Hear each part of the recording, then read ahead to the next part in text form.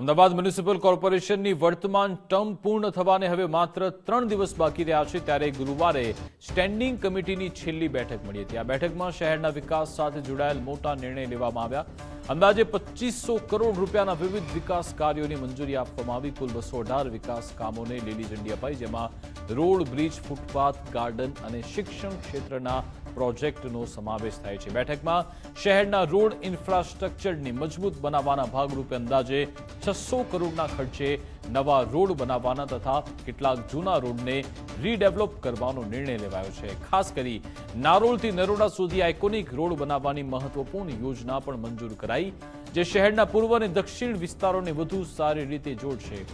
આ ઉપરાંત શહેરના અલગ અલગ વિસ્તારમાં ઓવરબ્રિજ અને ફૂટપાથ બનાવવાના અનેક કામોને પણ મંજૂરી અપાઈ, જેથી ટ્રાફિક વ્યવસ્થા સરળ બને અને અહીંયા લોકોને સુવિધા મળે। શહેરના સાઉથ બોપલ વિસ્તારમાં નવું લોટસ ગાર્ડન વિકસાવવાની યોજના પણ મંજૂર થઈ, જે શહેરના પશ્ચિમ વિસ્તારમાં એક નવું આકર્ષણનું કેન્દ્ર બનશે। શિક્ષણ ક્ષેત્રના વિકાસને ધ્યાનમાં રાખી મ્યુનિસિપલ સ્કૂલમાં નવી સુવિધા ઊભી કરવાના તેમજ કેટલાક નવા પ્રોજેક્ટ હાથ ધરવાના નિર્ણય પણ લેવામાં આવ્યા છે।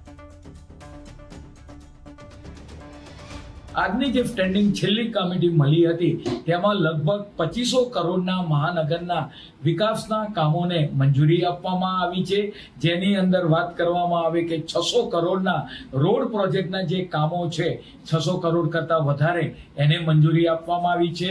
ડ્રેનેજ પ્રોજેક્ટના કામો, તદ ઉપરાંત આપણે વોટર પ્રોજેક્ટના કામો, અલગ અલગ વિભાગના કામોનું આજે ઐતિહાસિક મંજૂરી 2500 કરોડ કરતા કે જે એક નાના સિટી જેટલું બજેટ ધરાવે એનું એક જ સ્ટેન્ડિંગ કમિટીની અંદર મંજૂરી આપવામાં આવી છે।